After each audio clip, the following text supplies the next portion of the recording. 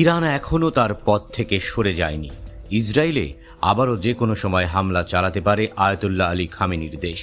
ইসরায়েলের হামলা চালানোর জন্য তেহরান তৈরি আছে, সে কথায় বারবার মনে করিয়ে দিচ্ছেন ইরানি জেনারেলরা।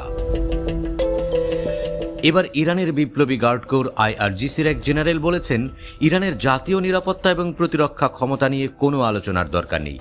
Brigadier general Ali Mohammad Naini ওমানে ইরান ও যুক্তরাষ্ট্রের মধ্যে দ্বিতীয় দফা পরোক্ষ আলোচনার আগে বলেছেন, জাতীয় নিরাপত্তা, প্রতিরক্ষা এবং সামরিক শক্তিতে ইরান লাল রেখা বা সর্বোচ্চ প্রস্তুতি পর্যায়ে আছে।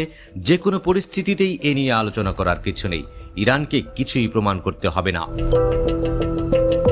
ইসরায়েলে সরাসরি ইরানি হামলা ট্রু প্রমিস 1-এর প্রথম বার্ষিকী উপলক্ষে এক সংবাদ সম্মেলনে তিনি বলেন, এই অভিযানে প্রথমবারের মতো ইসরায়েলে 3 শতাধিক ড্রোন এবং ক্ষেপণাস্ত্র দিয়ে হামলা চালায় ইরান। ট্রু প্রমিস নামের অভিযানটি সিরিয়ার রাজধানী দামেস্কে ইসরায়েলি হামলায় 7 জন IRGC সদস্য নিহত হওয়ার 2 সপ্তাহেরও কম সময়ের মধ্যে চালানো হয়েছিল।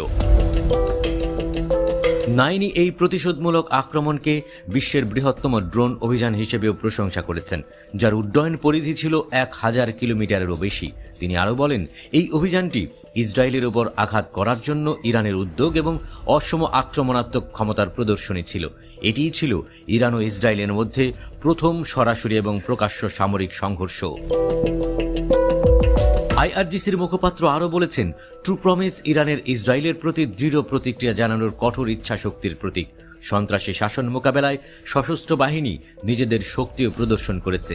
তিনি বলেছেন, ইসরায়েল বিরোধী অভিযানটি জাতিসংঘ সনদের 51 অনুচ্ছেদের ভিত্তিতে পরিচালিত একটি সম্পূর্ণ বৈধ অভিযান ছিল। ইরানি এই জেনারেলের ভাষায়, এই অভিযান ইসরায়েলের দুর্বল নিরাপত্তার বিষয়টি সামনে এনেছে।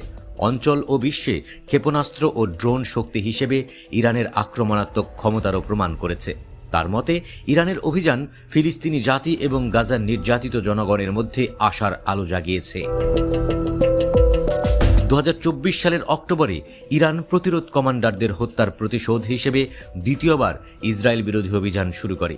সেই মাসের শেষের দিকে ইসরায়েলি যুদ্ধ বিমানগুলো আন্তর্জাতিক আইন এবং জাতিসংঘ সনদের সুস্পষ্ট লঙ্ঘন করে ইরানের সামরিক স্থাপনাগুলিতে ক্ষেপণাস্ত্র নিক্ষেপ করার জন্য ইরাকে মার্কিন সামরিক বাহিনীর স্থান ব্যবহার করে।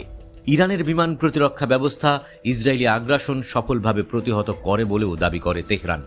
আক্রমণের প্রতিক্রিয়ায় ইরান তৃতীয়বার ইসরায়েল বিরোধী অভিযানের প্রতিশ্রুতি দিয়েছে। যে কোনো সময় সেই হামলাও হতে পারে।